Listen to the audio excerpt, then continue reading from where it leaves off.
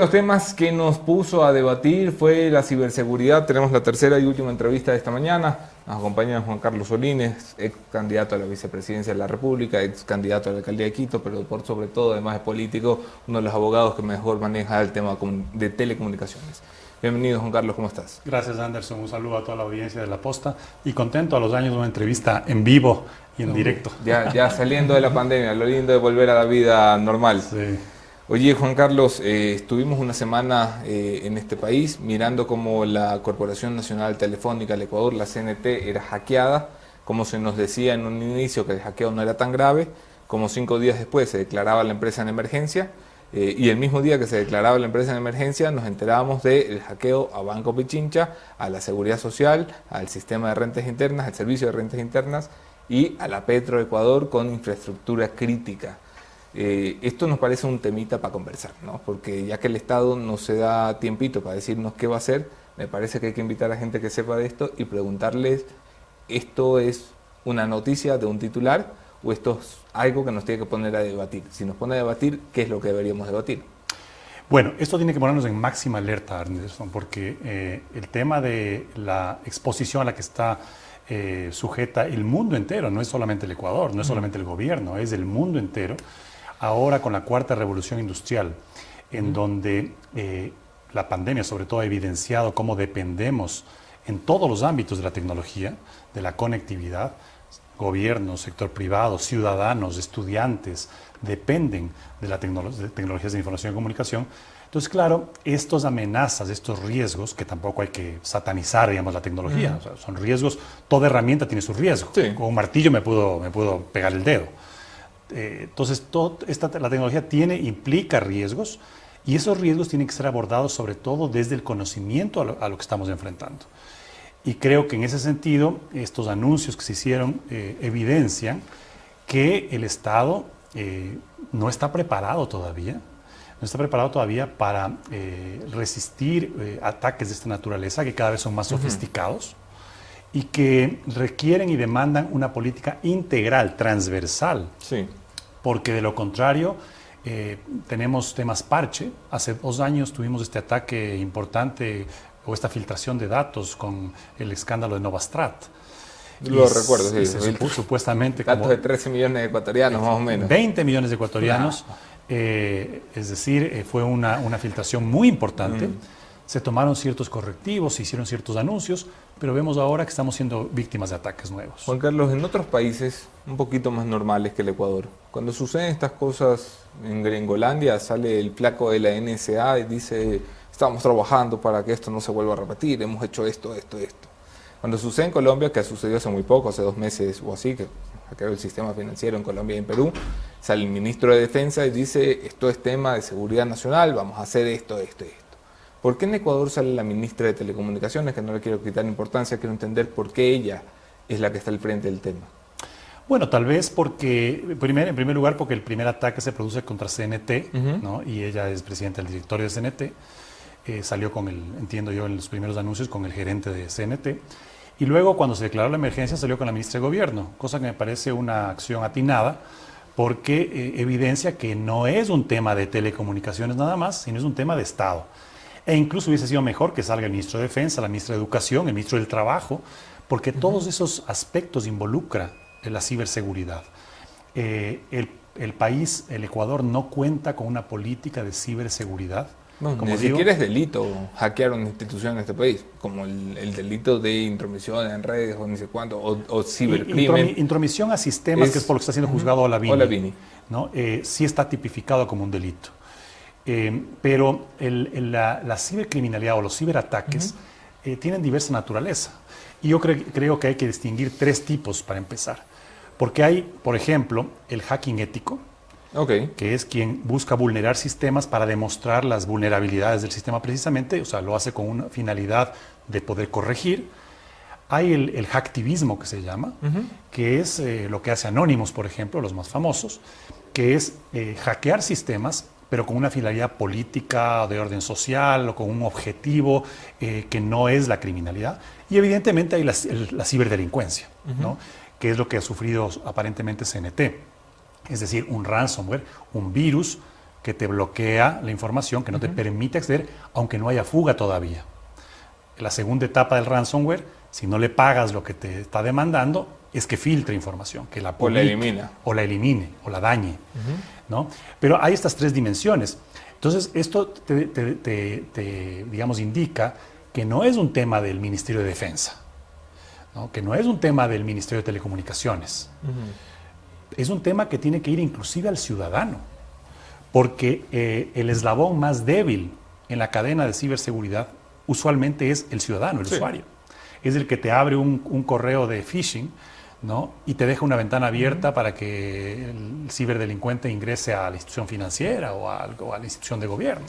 Y una vez que ha pasado lo que ha pasado, esto es que el problema ya no lo tenemos solamente en la CNT, sino probablemente en el servicio financiero, en el sistema financiero privado, probablemente en la principal estatal ecuatoriana, que es la Petro, en la información clave del Estado, como los datos de los asegurados y de las empresas a través del SRI.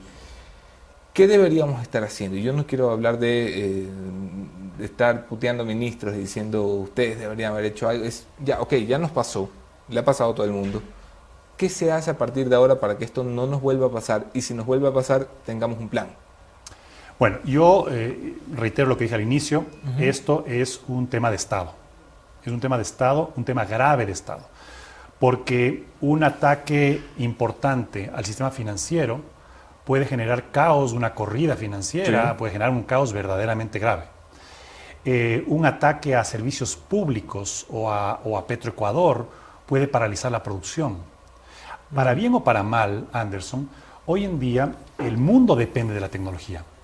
Y nos sentimos muy poderosos con los instrumentos y con el avance, ¿no? Con el Big Data y con Analytics y con el Internet de las cosas. Pero al mismo tiempo somos tan frágiles, porque es como cuando yo digo, ¿no? Tenemos todos los aparatos, pero se va la luz y nos quedamos en la época de las cavernas, ¿no es cierto? Y es parecido con el tema de la tecnología de información y comunicación.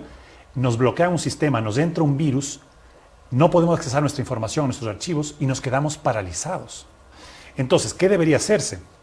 Primero debería hacerse una fuerza de tarea, se ha anunciado que se va a crear una secretaría, pero que no sea la secretaría concebida como el órgano burocrático para decir estamos haciendo algo. Venga, deme el certificado de las 1000 polainas. Exacto, ¿no?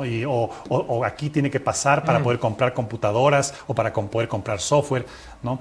Yo me acuerdo que desde los 80 había aquí la Dirección Nacional de Informática en Ecuador, ¿no? Y que era básicamente quien te autorizaba a comprar equipos de computación. Entonces, no es solamente el anuncio, sino es el tener clara la política pública. ¿Y esta fuerza de tarea qué debería hacer? Esta fuerza de tarea debería convocar a todas las instancias y estamentos involucrados. Por naturaleza, los temas de tecnología son tripartitos, no pueden ser temas estrictamente gubernamentales. Yo que trabajé en el diseño de la gobernanza de Internet a nivel global, ¿no? El primer elemento que propusimos en una estructura de gobernanza de Internet global es que tiene que ser tripartito y en iguales condiciones, no el gobierno tomando las iniciativas y la batuta, sino tiene que entrar en iguales condiciones, sector privado, en el que se incluye la academia, ¿no? Ciudadanía, grupos de usuarios y gobierno. ¿Por qué? Porque si no incorporas, por ejemplo, a la industria, ¿no? Todo lo que implica ciberseguridad tiene que ver con equipos, ¿no? Con software, con firewalls, ¿no? Con routers. Los ISPs los proveedores de Internet tienen una gran parte digamos, de tarea en esto. Entonces, los órganos de derechos humanos, ¿no? Para vigilar que no so pretexto de la ciberseguridad se vulnere la libertad de expresión, exacto, que comience a haber monitoreo, cibervigilancia, que es también lo que denunció el famoso hacker ahora que está en Rusia, se me fue el nombre ahorita, Edward Snowden, ¿no? Edward Snowden. Entonces, luego, aunque suene crudo, te lo voy a decir, una política bien estructurada de ciberseguridad requiere de contar con hackers. Y con hackers muy experimentados. No en vano, los más famosos hackers que han existido y que incluso han sido condenados 100, 120 años de prisión, se les condona la pena y se les incorpora a los órganos de inteligencia o de ciberseguridad de los estados. Eso ha pasado en Estados Unidos. Claro, si saben cómo vulnerar, saben cómo defenderte de la vulneración, básicamente. Entonces, aunque suene crudo, el Estado ecuatoriano en este momento ha planteado ya un juicio en contra de Olavini, pero en realidad es uno de los mayores expertos en encriptación y en protección de data. El Estado necesita un Olavini, necesita un Olavini del tipo de Olavini. O sea, dejemos de joder a Olavini, digámosle flaco, vente a colaborar. Que creo que es lo que intentó, creo que de mala manera, intentó el gobierno de Correa con Julian Assange. Julian Assange por sí mismo no era un hacker, no es un hacker, es un comunicador, sí, ¿no? Pero Wikileaks se asentaba sobre los hackers, ¿no? Y entonces tenía una red de hackers que inclusive lo apoyaron y lo ayudaron, que podía haber sido la lógica por la cual Ecuador buscaba tenerlo o darle el asilo en Londres, para tener justamente a disposición esos hackers. Yo tuve la oportunidad de entrevistarme con uno de ellos, uno de los más famosos, muy amigo cercano de Assange. Tuve la oportunidad de entrevistarme en Turquía con él. Y me hablaba que ellos venían a Ecuador permanentemente. Claro, los fines seguramente eran perversos. Bueno, cuando está el correísmo no hay que dudar mucho de que los fines eran perversos. Pero cuando no era choreo era persecución, hermano. ¿Qué le vamos a hacer? Eso es lo que había. Pero en todo caso, a lo que voy es que una política, un equipo, una fuerza de tarea bien estructurada debe contar con hackers. Debe contar con hackers porque son los que saben cómo operan. ¿Lo ves a Guillermo Lasso dándole importancia a esto? Bueno, no fue una prioridad en campaña. Yo creo que en campaña se habló más de entrega de tablets gratuitas y de difusión de la conectividad, que es importante, es importante.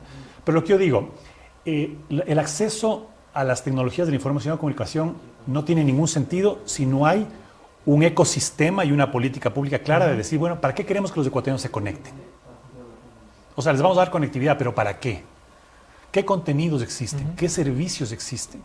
Entonces sí, hay un tema de gobierno electrónico, la pandemia ahora ha evidenciado la importancia de la teleeducación, el comercio electrónico por supuesto. Ha salido a flote casi pataleando y por sus propios fueros, inclusive de manera informal el comercio electrónico, ¿sí? ¿No?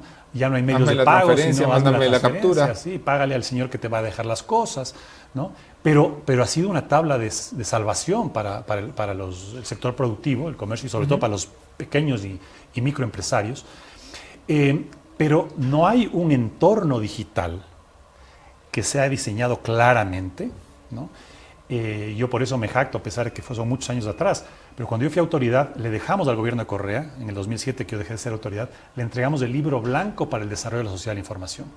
Y en ese libro blanco, que evidentemente fue metido en un cajón y archivado. Sí. Y sacaron el libro negro.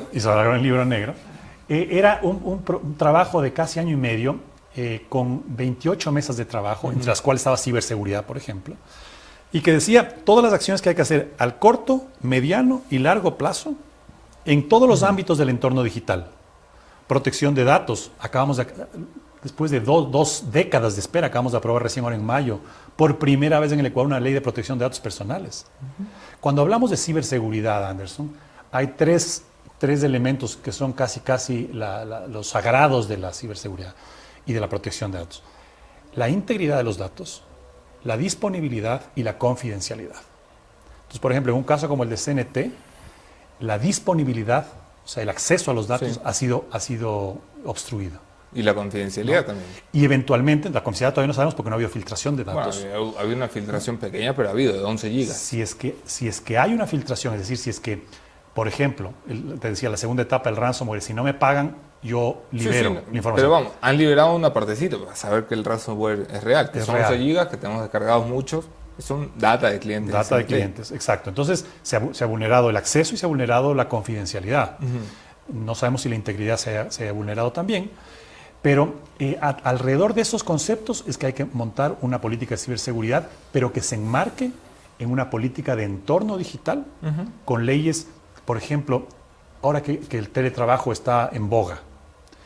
Si el trabajador o si es que el estudiante, el niño, el adolescente que está haciendo teleeducación no sabe de ciberseguridad, tienes ahí abierto un riesgo gigantesco, ¿no? Los bancos ahora se encargan de promocionar banca en línea, banca móvil, pero si el usuario no tiene las precauciones o permite que se robe su identidad, se puede cometer gravísimos, que no afecten solamente a quien tuvo la imprudencia, sino a todo el sistema. Bárbaro esto. Juan Carlos, si yo quiero hacer una colaboración de Estado. No solamente necesito el Ejecutivo, que es el que puede plantear las políticas de instrumentación pública, de cómo enfrentar estos casos. Necesito probablemente al Legislativo. Un Legislativo que entiende poco, casi nada. Estos de cibernética entienden mandar mensajitos de WhatsApp, que está bien, pero esta es la gente que tiene que hacer las leyes de ciberseguridad del Ecuador. Se tomaron 2 años para hacer una ley de protección de datos que no dejó contento a nadie, que tardaron mucho en entender para qué servía y cómo se hacía. ¿Tú crees que nuestro legislativo está a la altura para crear un armazón jurídico, un armazón legal alrededor de la ciberseguridad? La sociedad contemporánea que estamos viviendo ahora se denomina también sociedad colaborativa, ¿no? Es lo que está marcando el siglo XXI. Y las instancias del Estado tienen que también aprender a trabajar en una sociedad colaborativa. Es decir, la influencia y el impacto que tienen todos estos movimientos, por ejemplo, del hacktivismo, los hackers que hacen activismo, es justamente porque están colaborando desde distintas partes del mundo. El legislativo tiene que intensificar la participación de las instancias involucradas en el desarrollo de la tecnología desde la génesis de la ley. Yo fui invitado, por ejemplo, en la anterior asamblea, al final de la anterior asamblea, a comentarles sobre este proyecto que tenían de ciberacoso. Sí. ¿No? Y les dije que me pareció un despropósito. Me pareció un despropósito porque hay que pensar que hay delitos comunes tradicionales que todavía han existido y que se pueden cometer ahora con instrumentos tecnológicos. Claro. Y que no requieren de nuevas leyes ni de nuevas definiciones, sino simplemente de entender que pueden ser cometidos con instrumentos. Claro, sí. Y hay la estafa no tengo que llamarle ciberestafa para es una estafa. Para que esté penada. Exacto, que si la hago a través de una computadora, a través de un teléfono o cuenteándote a ti. Pero hay delitos que sí son específicamente cibernéticos y que de alguna forma los ha recogido muy superficialmente el COIP. Entonces, hay que entender cómo funciona la tecnología para poder legislarla. Si no se la entiende, mal se puede legislar. Y normalmente el avance de la tecnología es tan dinámico que siempre va, no unos pasos, unos kilómetros delante de las iniciativas legislativas y las iniciativas regulatorias. Entonces, yo creo que la solución, no conozco en detalle la formación de los asambleístas, no sé si es que hay alguno por ahí que conozca. No sé si es que hay alguno que esté formado. Exacto, pero yo te diría que la solución sería que se incorpore a la academia, que se incorpore a los expertos, sí, desde el punto de vista tecnológico, sí, jurídico, a que se incorpore ahí ya se han formado asociaciones de usuarios, ¿no? Hay una asociación de ciberseguridad, hay una asociación ecuatoriana de protección de datos, ¿no? Entonces, todas esas instancias deben participar si se quiere hacer algo sólido y algo coherente. Juan Carlos Solines, gracias por acompañarnos esta mañana. Un gusto tenerte aquí. Escucharon ustedes una de las voces que más respeto, que vincula la brecha entre el derecho y las telecomunicaciones. Juan Carlos Solines, también político. Vamos a terminar aquí el programa de esta mañana y vamos a la conclusión de cada mañana. Esto es el punto final.